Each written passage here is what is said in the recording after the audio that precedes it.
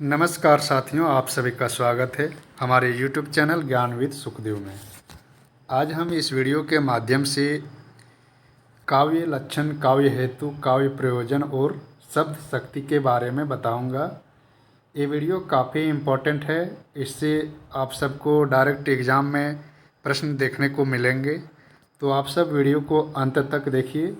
और जो भी हमारे चैनल में नए हैं तो हमारे YouTube को सब्सक्राइब कर लीजिए, ताकि आने वाले जो भी वीडियो अपलोड करूंगा उसका नोटिफिकेशन शीघ्र आप तक पहुंच जाए। और वैसे भी साथी जो JTET या तो झारखंड LDC का जो भी फॉर्म आया है उसका तैयारी कर रहे हैं, फॉर्म भरे हैं, तो हमारे चैनल को सब्सक्राइब ज़रूर कीजिए। सारे टॉपिक्स का वीडियो हम अपलोड करूंगा। तो चलिए देखते हैं। सबसे पहले काव्य लक्षण। काव्य लक्षण है क्या? तो देखिए यहाँ लिखा है कि काव्य की परिभाषा ही काव्य लक्षण है।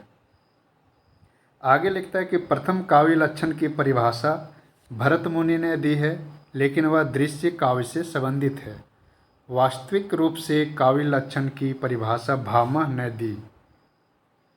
उनके अनुसार शब्दार्थों सहितो काव्यम गद्यम पदम च तद्विद्धा, अर्थात शब्द और अर्थ के स्वभाव को काव्य कहते हैं।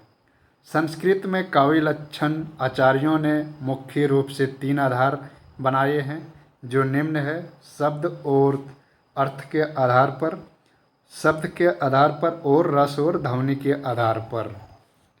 तो यहाँ से प्रश्न बनते हैं कि काव्य लक्षण की वास्तविक रूप से काव्य लक्षण की परिभाषा किसने दी? तो भामह। यहाँ से ये भी पूछ सकता है कि शब्दार्थों सहितो काव्यम गद्यम पद्यम च तद्विद्धा, यह काव्य लक्षण किसने दिया?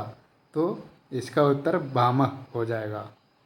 अब आगे देखते हैं कुछ काव्य लक्षण जो संस्कृत में दिए गए हैं कुछ आचार्यों द्वारा, जो काफ़ी इम्पोर्टेंट है और एग्ज़ाम में भी देखने को मिलेंगे।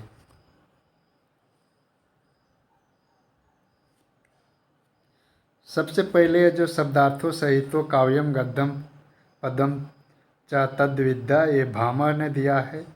शरीरम ताव दृष्टार्थ वयो छीना पदावली, दंडी ने दिया है।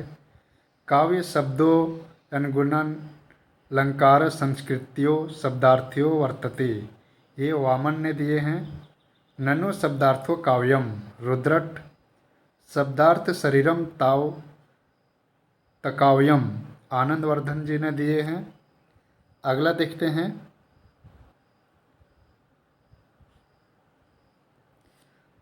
तदोषो शब्दार्थो सगुणवलंकृत पुनः क्वापि, ये मम्मट जी ने दिए हैं। ये विशिष्टो शब्दार्थो काव्यम समुद्रबंध। वाक्यम रसात्मकम काव्यम विश्वनाथ। शब्दार्थो वपुरस्य शब्दार्थ व पुस्तक काव्यम विद्याधर जी ने दिए हैं। तो ये सब है जो डायरेक्ट एग्जाम में पूछ सकते हैं कि ये है जो काव्य लक्षण किसने दिए हैं। तो आपको याद रखना है, नोट कर सकते हैं। आगे देखते हैं। हिंदी में कुछ दिए हैं उसका, ये संस्कृत में था, हिंदी में देख लीजिए।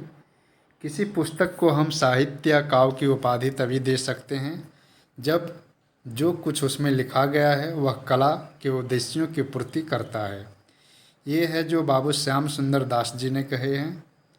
अगला है, मानव मस्तिष्क के पोषण के लिए भाव राशि के संचित भंडार को साहित्य कहते हैं। ये बाबू श्याम सुंदर दास।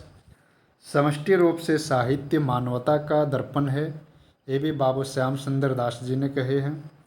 साहित्य जन समूह के हृदय का विकास है, बालकृष्ण भट्ट जी। अगला, ज्ञान राशि के संचित कोश का नाम साहित्य है, ये महावीर प्रसाद द्विवेदी जी ने कहे हैं। तो ये सब जो भी कथन है काफ़ी इम्पोर्टेंट है, इसे नोट करते जाइए। अगला देखते हैं। अगला है कि मैं साहित्य को मनुष्य की दृष्टि से देखने का पक्षपाती हूँ, ये कथन है जो महावीर प्रसाद द्विवेदी जी का है। अगला, अंतःकरण की वृत्तियों के चित्र का नाम कविता है, ये भी महावीर प्रसाद द्विवेदी जी का। अगला, कविता द्वारा असंभव को भी संभव किया जा सकता है, ये कथन महावीर प्रसाद द्विवेदी जी का है। महावीर प्रसाद द्विवेदी जी का अगला कथन, कविता प्रभावशाली रचना है जो पाठक या श्रोता के मन पर आनंदमयी प्रभाव डालती है। अगला देखते हैं कथन, अगला मनोभाव शब्दों का रूप धारण करते हैं वही कविता है, चाहे वह पदात्मक हो या गद्यात्मक। ये महावीर प्रसाद द्विवेदी जी का है। अगला मूलतः काव्य जीवन की आलोचना है, ये मैथ्यू अर्नाल्ड जी ने कहे हैं। सुप्त भावों को जगाने और चमत्कारपूर्ण मनोरंजन करने की शक्ति का स्रोत है साहित्य, ये रामचंद्र शुक्ल जी ने कहे हैं। अगला, जगत ब्रह्म की अभिव्यक्ति है और साहित्य जगत के नाना भावों की अभिव्यक्ति, ये भी कथन रामचंद्र शुक्ल जी का है। अगला, जिस प्रकार आत्मा की मुक्तावस्था ज्ञान दशा कहलाती है उसी प्रकार हृदय के यह मुक्तावस्था रस दशा कहलाती है, ये रामचंद्र शुक्ल जी का कथन है। अगला देखते हैं,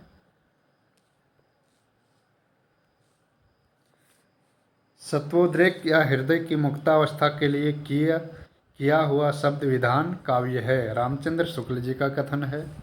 अगला, कविता जीवन और जगत की अभिव्यक्ति है, रामचंद्र शुक्ल जी ने कहे हैं। साहित्य वह है जिसे चरस खींचता हुआ किसान भी समझ सके और खूब पढ़ा लिखा हुआ भी समझ सके, ये कथन महात्मा गांधी जी ने कहे हैं। अगला, साहित्य जीवन की आलोचना है, प्रेमचंद जी ने।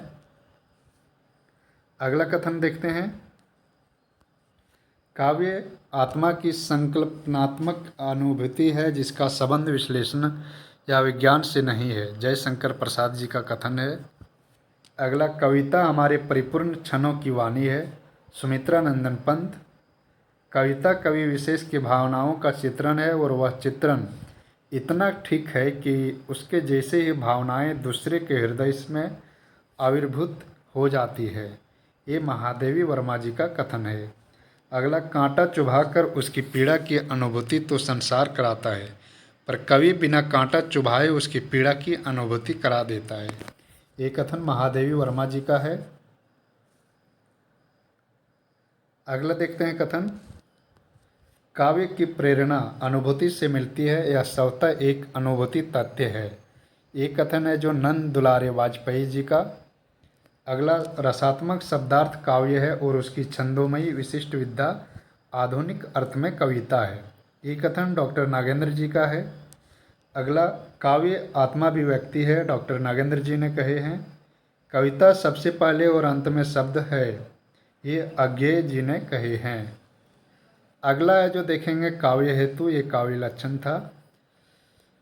तो जिन्हें भी JSSC CGL का हिंदी का पेड ग्रुप ज्वाइन करना है तो हम एक पेड ग्रुप चला रहे हैं, उसमें काफ़ी सारे जितने भी टॉपिक है सबका PDF क्यूज टेलीग्राम के माध्यम से प्लस में 20 फुल लेंथ टेस्ट दे रहा हूं और उसमें मैक्सिमम है जो प्रैक्टिस कराया जा रहा है। तो अगर किसी को जुड़ना हो तो हमारे नंबर 9507779621 पे संपर्क कर सकते हैं, इसमें आपको जो भी जानकारी चाहिए वो बता दिया जाएगा।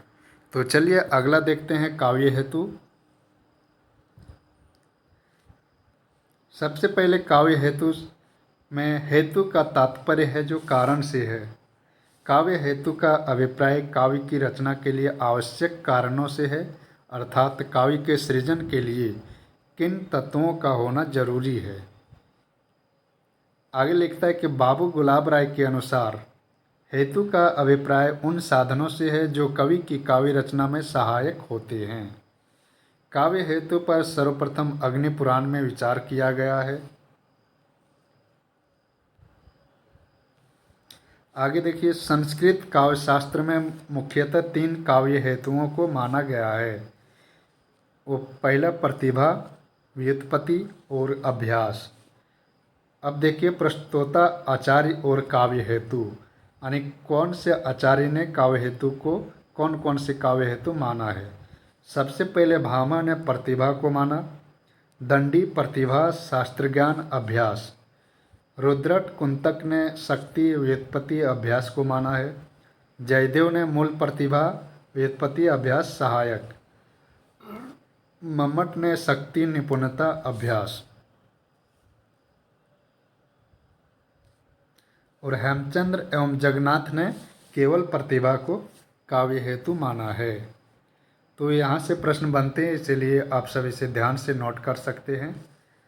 अगला देखिए, भामा जी ने कहे हैं कि काव्यम तु जायते जातो कस्यचित् प्रतिभावतः, अर्थात किसी किसी प्रतिभाशाली में ही काव्य कभी कभी स्फुरित होता है। वामन ने काव्य हेतु के लिए काव्यांग शब्द का प्रयोग करते हुए कहा, लोको विद्या प्रकरणी काव्यंगनी।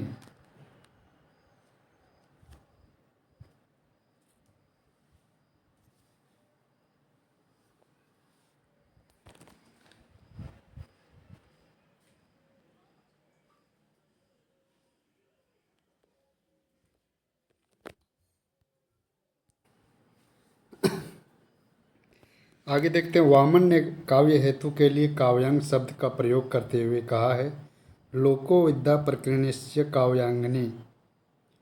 रुद्रट जी ने कहे हैं कि तृतीयमिंदम व्याप्रियते शक्ति उत्पत्त्यभ्यास। जगन्नाथ ने कहे, तस्यम च कारणम कविगता केवलम प्रतिभा, कवि में रहने वाली प्रतिभा ही केवल काव्य का कारण है। अब इसमें देखते हैं प्रतिभा।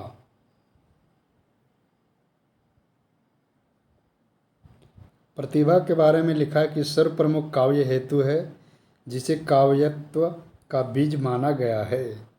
प्रतिभा के अभाव में कोई व्यक्ति काव्य रचना नहीं कर सकता। कवि लवस्य बीजम प्रतिभान काव्यम बीजम, प्रतिभा बीज रूप है कविता का। ये किसने कहा? तो वामन ने। आचार्य रामचंद्र शुक्ल ने प्रतिभा को अंतःकरण की उद्भावित क्रिया के रूप में व्याख्यात किया है। अब अगला देखते हैं व्युत्पत्ति। विभिन्न काव्यों, शास्त्रों और लोक व्यवहार से प्राप्त किए गए ज्ञान को व्युत्पत्ति कहते हैं। आगे लिखता है कि राजशेखर के अनुसार उचितानुचित विवेको व्युत्पत्ति, अनुचित अनुचित का विवेक ही व्युत्पत्ति है। अब तीसरा अभ्यास देखते हैं। राजशेखर ने इसे स्पष्टता परिभाषित किया है कि निरंतर प्रयास करते रहना ही अभ्यास है। आचार्य वामन अभ्यास के महत्व को बताते हुए लिखते हैं कि अभ्यास के द्वारा ही कवि कर्म में कुशलता प्राप्त करता है, अन्य अभ्यासो ही कर्मसु कौशलम भव्येति। चलिए आगे देखते हैं। आगे लिखता, आचार्य दंडी अभ्यास को काव्य का प्रमुख हेतु मानते हैं। उनकी मान्यता है कि प्रतिभा और व्युत्पत्ति के अभाव में काव्य रचना में कोई भी कुशल नहीं हो पाता। अभ्यास के महत्व को अस्वीकार नहीं किया जा सकता। करत करत अभ्यास ते जड़मति हो सुजान, अर्थात अभ्यास से तो जड़ बुद्धि भी प्रखर हो जाती है। निरंतर अभ्यास करते रहने से काव्य में निखार आता है तथा कवि अच्छी कविता का सृजन कर पाते हैं। आचार्य मंगल ने इसे काव्य का मूल हेतु माना है। अगला है जो देखते हैं काव्य प्रयोजन। सबसे पहले देखेंगे कि प्रयोजन का मतलब क्या होता है। तो प्रयोजन का जो अर्थ है उद्देश्य होता है, अर्थात जिस प्रकार कर्ता का किसी कार्य को करने के पीछे कोई उद्देश्य निहित होता है, उसी प्रकार काव्य रचना में भी रचनाकार का कोई न कोई उद्देश्य अवश्य होता है।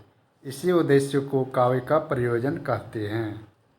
संस्कृत आचार्यों के अनुसार काव्य प्रयोजन देखते हैं, किस आचार्य ने किसको काव्य का प्रयोजन माना है। सबसे पहले भरत मुनि, इन्होंने धर्म, अस्य, आयु साधक, हितकार, बुद्धिवर्धक और लोक उपदेश को काव्य प्रयोजन माने हैं, यानी टोटल 6। भामा ने पुरुषार्थ चतुष्टय यानी धर्म, अर्थ, काम, मोक्ष, कृति, प्रीति और समस्त कलाओं का ज्ञान। वामन ने 2 काव्य प्रयोजन माने हैं, कृति और प्रीति।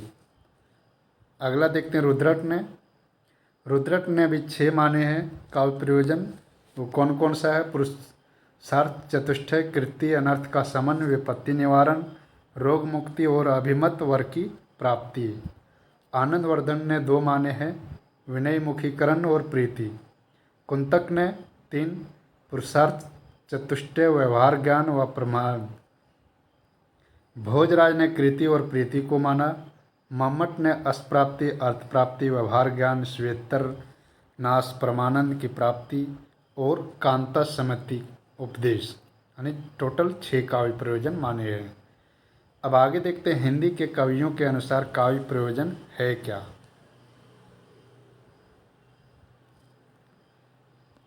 तुम जिन जानो गीत है यह निज ब्रह्म विचार, ये कहे हैं कबीरदास जी ने। कीर्ति भनिति भोति भली सोई, सुर सरिसम सबकर हित होई, तुलसीदास जी ने कहे हैं। रहत घर न वर धान, धाम धन तरुवर सरवर कूप, जस शरीर जग में अमर भाव्य भा, काव्य रस रूप, ये देव ने कहे हैं। केवल मनोरंजन ना कवि का कर्म होना चाहिए, उसमें उचित उपदेश का भी मर्म होना चाहिए, ये मैथिली शरण गुप्त जी ने कहे हैं। अर्पित हो मेरा मनुज काय, बहुजन हिताय बहुजन सुखाय, ये भी मैथिली शरण गुप्त जी का है। अगला देखते हैं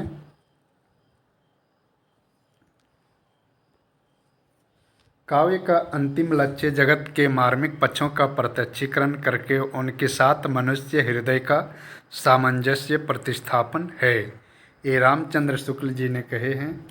साहित्य का प्रयोजन आत्माभिव्यक्ति है, कवि या लेखक के हृदय में जो भाव या विचार उठते हैं उन्हें वह प्रकाशित करना चाहता है, ये डॉक्टर नागेंद्र जी का कथन है। काव्य का मुख्य प्रयोजन शिक्षा देना है या उपदेश देना, ये प्लेटो का कहा हुआ है। तो ये था काव्य प्रयोजन। अब अगला देखते हैं शब्द शक्ति, जो काफ़ी इम्पोर्टेंट है, इसे ध्यान से देखिए, काफ़ी हद तक समझ आ जाएगा, जिससे आप एग्ज़ाम में जो प्रश्न को आसानी से पकड़ सकते हैं कि कौन से शब्द शक्ति है। तो चलिए देखते हैं, सबसे पहले शब्द का अर्थ उद्घाटित करने वाली शक्ति शब्द शक्ति कहलाती है। आगे लिखता है कि आचार्य विश्वनाथ शब्द शक्ति को वृत्ति कहते हैं, जबकि आचार्य मम्मट ने शब्द शक्ति के लिए व्यापार का प्रयोग करते थे, इसे भी याद रखना है। रीतिकालीन कवि देव लिखते हैं कि अभिधा उत्तम काव्य है, मध्य लक्षणालीन, अधम व्यंजना रस बिरस उल्टी कहत नवीन। यहाँ अभिधा, लक्षणा और व्यंजना क्या है, तो ये शब्द शक्ति के 3 भेद है जो आगे बताऊंगा। चलिए आगे देखते हैं। आगे लिखा है कि शब्द शक्ति के प्रकार या भेद। शब्द शक्तियाँ 3 प्रकार की होती है, वो अभिधा, लक्षणा और व्यंजना। कुमारिल भट्ट तात्पर्य नामक एक चौथी शब्द शक्ति भी मानते हैं, लेकिन वो सिर्फ वही मानते हैं, मुख्यतः ये 3 को ही माना गया है। आगे लिखता है कि शब्द शक्तियों के अनुसार 3 प्रकार के शब्द बनते हैं, वाचक, लक्षणा और व्यंजक। इस आधार पर शब्द शक्तियों के 3 अर्थ स्वीकृत हैं, वो वाच्यार्थ, लक्षणार्थ और व्यंग्यार्थ। अब इसमें से देखते हैं सबसे पहले अभिधा। अभिधा शब्द शक्ति है क्या।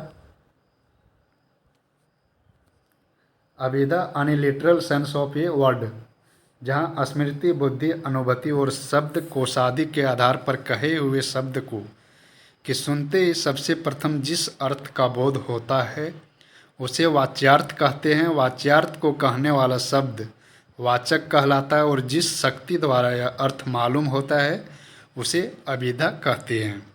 अलंकार शास्त्र के अंदर अभिधा के लिए साक्षात सांकेतिक अर्थ अर्थात सांकेतिक शब्द का प्रयोग हुआ है। अभिधा शब्द शक्ति तीनों प्रकार के शब्दों यानी रूढ़, यौगिक और योगरूढ़ के अर्थ का बोध कराती है। अभिधा शब्द शक्ति अर्थबोध कराने के संदर्भ में लक्षणा और व्यंजना दोनों पर निर्भर होती है। आगे देखते हैं। आगे लिखता है कि आचार्य शुक्ल द्वारा अभिधा एवं वाच्यार्थ को ही अधिक महत्वपूर्ण माना गया है। अभिधा है जो शब्द की प्रथमा शक्ति है। अब निराला जी की कविता वह तोड़ती पत्थर की प्रथम 2 पंक्तियाँ, वह तोड़ती पत्थर देखा उसे मैंने इलाहाबाद के पथ पर, अभिधा शक्ति का उत्तम उदाहरण है। यहाँ कवि ने शब्दों से सीधे सीधे अर्थ प्रकट किया है, अर्थात कवि ने इलाहाबाद के पथ पर एक पत्थर तोड़ते हुए महिला को देखा। एक अन्य उदाहरण के माध्यम से समझते हैं कि अभिधा है क्या। अभिधा ने जो शब्द को जो वाक्य को बोला गया उसका मीनिंग बिल्कुल भी चेंज नहीं हुआ तो वो अभिधा मान सकते। जैसे बैल खड़ा है तो जैसे ही हम बोलेंगे कि बेल खड़ा है, तो वो बेल यानी जो बेल है वही समझ आया कि वो बेल खड़ा है, वहाँ से दूसरा कुछ अर्थ नहीं निकलता है। एक और उदाहरण देखिए, वह लड़की है। अगर हम देखते हैं कि सामने कोई लड़की खड़ी है, तो हम बोलते हैं वह लड़की है, तो वो सिंपल वो लड़की है, उसका कोई दूसरा अर्थ नहीं निकलता है। तो इस प्रकार इसे अभिधा शक्ति कहा गया है, तो इसे याद रखना है। दूसरा लक्षणा देखते हैं। लक्षणा यानी फिगुरेटिव सेंस ऑफ ए वर्ड। इसके बारे में कहा गया है कि जब अभिधा द्वारा प्राप्त अर्थ को ग्रहण करने में किसी प्रकार की बाधा आ पड़ती है और मुख्यार्थ से संबंधित कोई अन्य अर्थ ग्रहण किया जाता है, तो उसे लक्ष्यार्थ कहते हैं। लक्ष्यार्थ के वाचक शब्द को लक्षक कहते हैं और लक्ष्यार्थ निर्धारिणी शक्ति को लक्षणा कहते हैं। मुहावरे तथा लोकोक्तियाँ में लक्षणा शब्द शक्ति मानी जाती है। मेरा भाई शेर है, इस वाक्य में मुख्यार्थ ग्रहण करने में बाधा आ गई है। भाई की प्रशंसा करने के लिए यहाँ भाई पर शेर होने का आरोप है। यहाँ शेर होने का तात्पर्य शेर जैसा वीर व साहसी होना है। जैसे कि हम अभिधा में बोले थे कि अगर मेरा भाई शेर है तो वो शेर ही होना चाहिए, लेकिन यहाँ कहने का मतलब मेरा भाई शेर है मतलब शेर की तरह साहसी और वीर है। यानी यहाँ पे जो उसका बिल्कुल अर्थ है जो बदल जाता है, यानी डायरेक्ट जो मीनिंग है वो नहीं ले सकते हैं। तो अगला उदाहरण के माध्यम से समझेंगे। यहाँ देखिए अन्य उदाहरण, तुम बेल हो। कहने का मतलब तुम बेल हो मतलब तुम रियल में बेल नहीं हो। बेल का अर्थ यहाँ पे ले सकते हैं कि तुम बेल की तरह हो। अगला उदाहरण देखिए, वह मुझे देखते ही 9-2-11 हो गया। एक और उदाहरण निराला जी की पंक्ति, वह तोड़ती पत्थर से देखा मुझे इस दृष्टि जो मार खा रोई नहीं। अन्य उदाहरण में ले सकते हैं जैसे कि वह सीता बिल्कुल गाय है, इस प्रकार से समझ सकते हैं।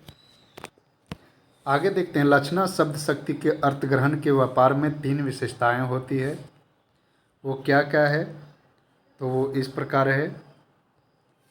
मुख्यार्थ या वाच्यार्थ में बाधा, मुख्यार्थ से कुछ ना कुछ संबंध, रूढ़ि या प्रयोजन द्वारा अन्य अर्थ का बोध।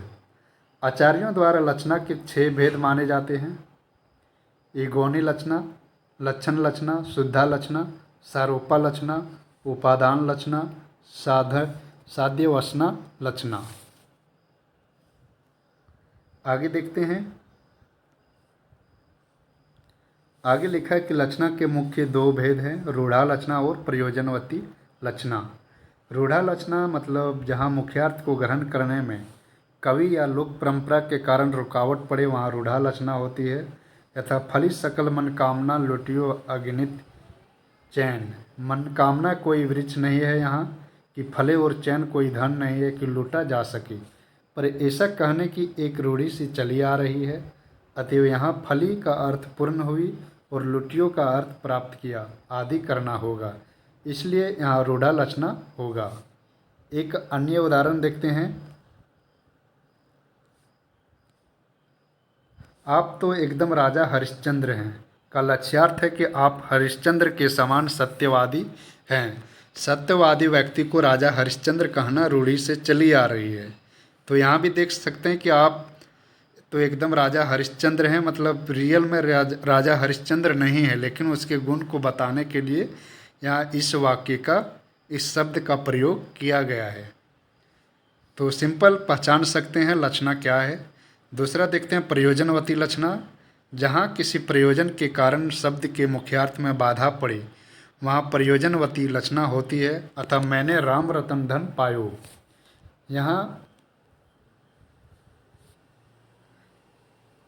रामचंद्र जी को रतन धन कहा गया है। रतन धन का मुख्यार्थ है धन संपत्ति, किंतु यहाँ ईश्वर भक्ति सूचित करने के प्रयोजन से रतन धन का अर्थ सर्वशक्तिमान या अत्यंत सुखदायी आदि करना होगा। अन्य उदाहरण देखते हैं। आपका लड़का शेर है, यहाँ इसका अर्थ है कि आपका लड़का निडर है। यहाँ लड़के को निडर बताने के प्रयोजन से उसके लिए शेर शब्द का प्रयोग किया गया है। तो यहाँ से अगर डायरेक्ट भी पूछ ले कि आपका लड़का शेर है, ये कौन सी शब्द शक्ति है, तो ये लक्षणा में आ जाएगा, क्योंकि आपका लड़का है जो रियल में शेर नहीं है, लेकिन शेर जैसा उसमें गुण है। काव्य में लक्षणा शब्द शक्ति के प्रयोजन से जीवन के अनुभव को समृद्ध किया जाता है। कल्पना के सहारे सादृश्य और साधर्म के अनेकानेक विधानों द्वारा अनुभवों की सूक्ष्मता और विस्तार को प्रकट किया जाता है। अतः काव्य में लक्षणा शब्द शक्ति की प्रबलता है। अब तीसरा भेद देखते हैं, व्यंजना, यानी कि suggestive sense of a word. व्यंजना शब्द शक्ति वहाँ प्रयुक्त होती है जहाँ वाक्य को साधारण होता है, लेकिन उसका प्रत्येक पाठक अथवा श्रोता के लिए अपना अपना भिन्न अर्थ होता है। इससे उत्पन्न भाव को व्यंग्यार्थ कहा जाता है। उदाहरण के लिए देख सकते हैं कि सुबह के 8 बज गए हैं। इस वाक्य में सभी लोग के लिए 8 बजने का मतलब अलग अलग है। जैसे समझ सकते हैं कि सुबह के 8 बज गए, किसी को कहते हैं यानी उसको उठ जाने बोलते हैं, कोई सुबह को उठ जाता है, किसी को सुबह का 8 बजे ऑफिस जाने को रहता है, किसी को कोई और काम रहता है। यानी इस वाक्य से सभी के लिए अलग अलग उसका अर्थ देखने को मिलेगा, तो इसे व्यंजना कहेंगे। यहाँ वाक्य साधारण है, लेकिन इसका प्रत्येक व्यक्ति के लिए भिन्न अर्थ है। और इसका जो 2 भेद है, शाब्दिक और अर्थी व्यंजना। आगे देखिए, लिखा है कि आचार्य रामचंद्र शुक्ल द्वारा व्यंजना के 3 भेदों की चर्चा की गई है, वस्तु व्यंजना, अलंकार व्यंजना एवं रस व्यंजना। तो ये थे शब्द शक्ति। होप कि आप सबको अच्छे से समझ आ गया हो। तो वीडियो को लाइक कर दीजिए, शेयर करना मत भूलिएगा। और जिन्हें भी पेड ग्रुप में ज्वाइन करना है, उसमें सारे हिंदी के जितने भी टॉपिक है सभी का PDF अवेलेबल कराया जाता है और काफ़ी अच्छे से रिवीजन कराया जा रहा है, जो आपको एग्ज़ाम के लिए काफ़ी हेल्पफुल होगा। तो जिसे भी लेना हो तो हमारे नंबर पे संपर्क कर सकते हैं। हमारा नंबर है 9507779621। इस नंबर पे संपर्क करके अधिक जानकारी प्राप्त कर सकते हैं। तो चलिए, इस वीडियो में इतना ही। सभी को धन्यवाद।